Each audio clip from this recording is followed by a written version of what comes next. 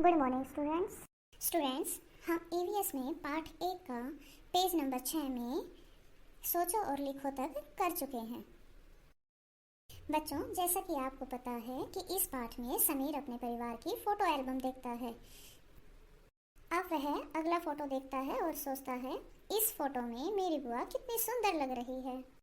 सगाई से 2 दिन पहले दादाजी ने सभी सदस्यों को अपने पास बुलाकर कहा था, खरीदारी का काम ताऊ जी और ताई जी करेंगे, माता पिताजी बाकी काम कर लेंगे, चाचा जी खाने का इंतजाम संभालेंगे। पर दादी ने कहा था, अब समय बदल गया है, कपड़ों आदि की खरीदारी बहुएं करेंगी, खाने का इंतजाम और सजावट का काम घर के बेटे संभाल लेंगे। सोचो और लिखो। स्टूडेंट्स, समीर ने जो अभी फोटो देखा है उससे रिलेटेड यहाँ पर कुछ क्वेश्चन किए गए हैं। आपको उनको सोचना है और लिखना है। समीर के परिवार में दादाजी और दादाजी ने फैसले लिए। तुम्हारे परिवार में फैसले कौन लेता है? बच्चों बताओ, आपके परिवार में फैसले कौन लेता है? आप इसका उत्तर ऐसे भी लिख सकते हैं कि हमारे परिवार में भी सभी सदस्य दादाजी, दादी जी, पिताजी, माताजी मिलकर निर्णय लेते हैं।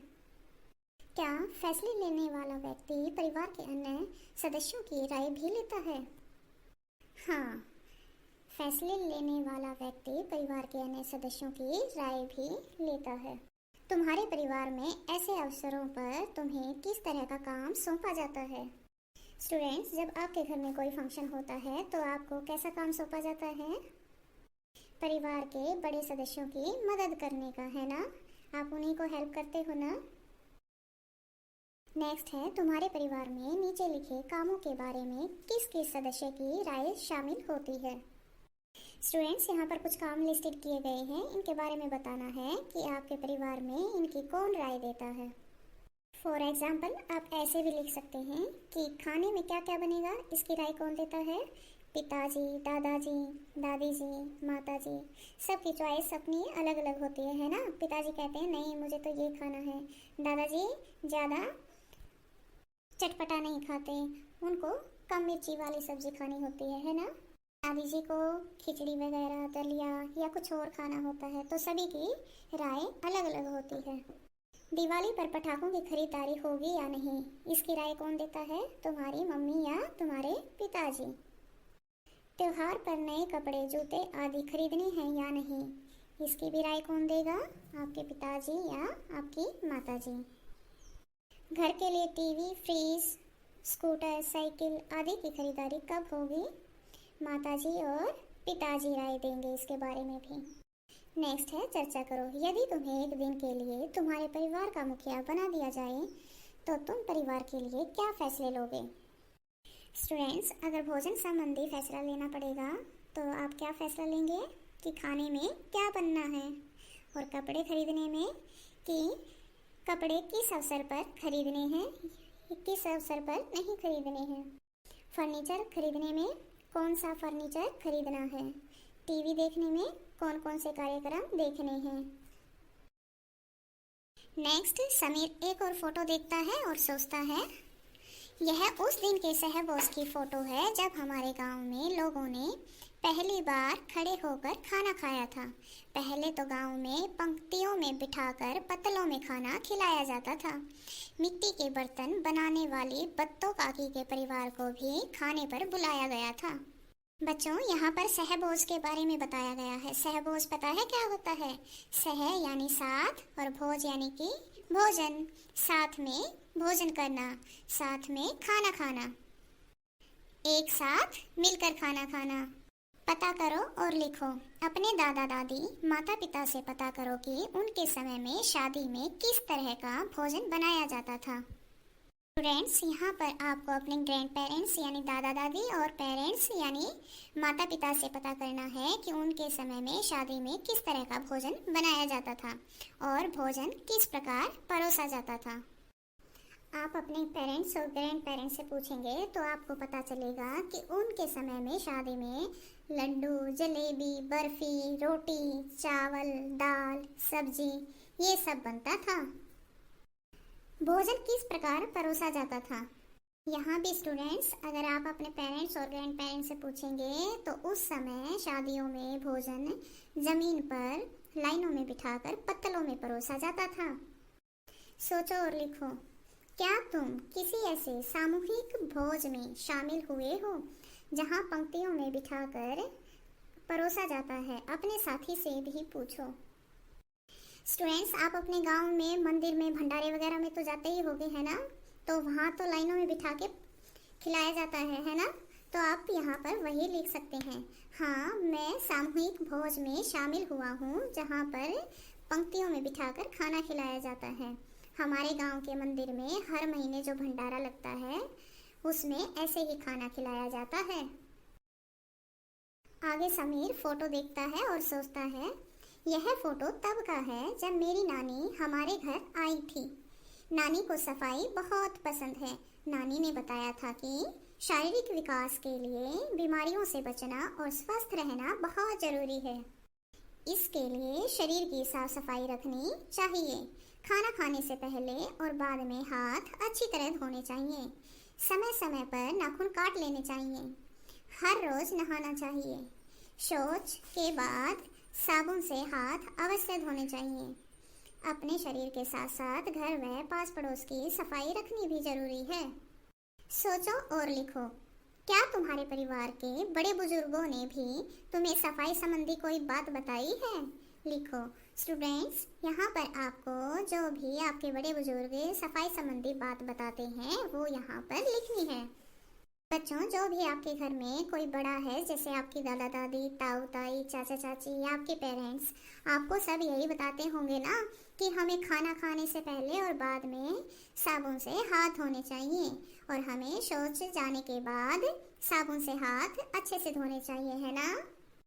नेक्स्ट क्वेश्चन, शौच जाने के बाद साबुन से हाथ धोने क्यों जरूरी है? तो बताओ बच्चों, शौच जाने के बाद साबुन से हाथ क्यों धोते हैं? हाँ, बिल्कुल सही, क्योंकि इससे कीटाणु मर जाते हैं। तो आप यहाँ पर क्या लिखेंगे कि इससे हानिकारक कीटाणु धुल जाते हैं। अगर तुम अपने शरीर की साफ सफाई नहीं रखोगे तो क्या होगा? क्या होगा बताओ? बीमार पड़ जाओगे ना?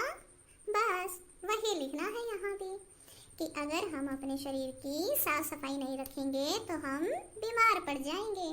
आगे है, चर्चा करो। अपने घर के आसपास साफ सफाई रखने में तुम किस प्रकार योगदान कर सकते हो?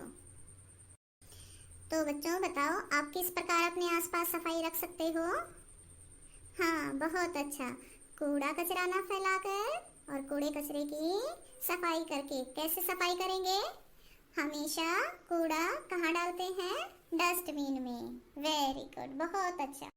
मेरा परिवार मेरी दुनिया। मेरा परिवार मेरी छोटी सी दुनिया है।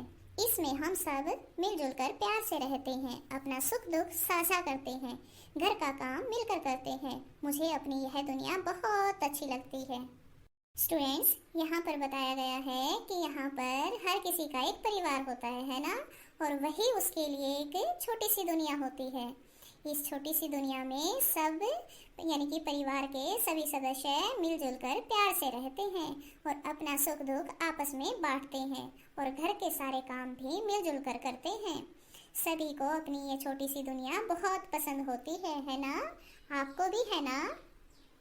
नेक्स्ट पेज पर स्टूडेंट्स सोचो और लिखो। अपने परिवार के बारे में कुछ पंक्तियाँ लिखो। यहाँ पर हेडिंग डाल रखी है मेरा परिवार। स्टूडेंट्स, यहाँ पर आपको अपने परिवार के बारे में कुछ लाइनें लिखनी है। यहाँ पर उदाहरण के लिए मैं बता रही हूँ कि जैसे कोई भी आप लिख सकते हो कि मैं रामपुर गांव में रहता हूँ। गांव में मेरा एक छोटा सा घर है जिसमें मेरा परिवार रहता है और मेरे परिवार में मेरे माता पिता, मैं और मेरी छोटी बहन प्रियंका रहते हैं। हमारा परिवार बड़ा ही खुशहाल है। मेरे माता पिता सभी काम आपस में मिलकर करते हैं। यहाँ पर बच्चों आपको अपने गांव का नाम लिखना है जहाँ पर आपका परिवार रहता है और यहाँ पर और भी बातें आप अपने परिवार की जोड़कर लिख सकते हैं। और ये भी करें, अपने परिवार का परिवार वृक्ष बनाओ। स्टूडेंट्स, यहाँ पर अपने परिवार का परिवार वृक्ष बनाते समय आप अपने परिवार की फ़ोटो भी यूज़ कर सकते हो, जैसा कि मैंने आपको सिखाया था, है ना? तो यहाँ पर मैंने उदाहरण के लिए सिर्फ लिखा है। तो सबसे पहले जो फैमिली ट्री होती है, सबसे ऊपर कौन आता है? दादाजी और दादी जी। के बाद ताऊ जी, ताई जी, पिताजी, माताजी, चाचा जी, चाची जी। यहाँ पर बच्चों आप अपने बुआ और फूफा का भी नाम लिख सकते हैं। लास्ट में आते हैं उन सभी के बच्चे, है ना? इसमें आप और आपके बहन भाई और आपके कजन्स शामिल होते हैं। लास्ट पेज पर स्टूडेंट्स यहाँ पर बोला गया है अपने माता पिता की मदद से उनके बचपन के परिवार वृक्ष बनाओ। एक साइड पहले बनाना है माता का परिवार वृक्ष और दूसरी साइड बनाना है पिता का परिवार वृक्ष। तो स्टूडेंट्स मैंने एक उदाहरण के साथ आपको समझाने की कोशिश की है। यहाँ पर सबसे ऊपर लिखेंगे माता जी के दादाजी और दादी जी, फिर ताऊ जी, ताई जी और माता जी के माताजी और पिताजी यानी कि आपके नाना नानी, और फिर उनके बच्चे और उनके आप नाम भी लिख सकते हैं।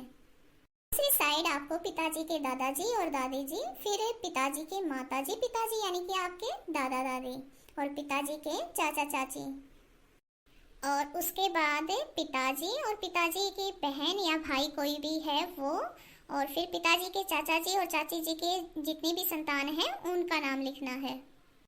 दोनों परिवारों में समय के साथ साथ क्या क्या बदलाव आए लिखो।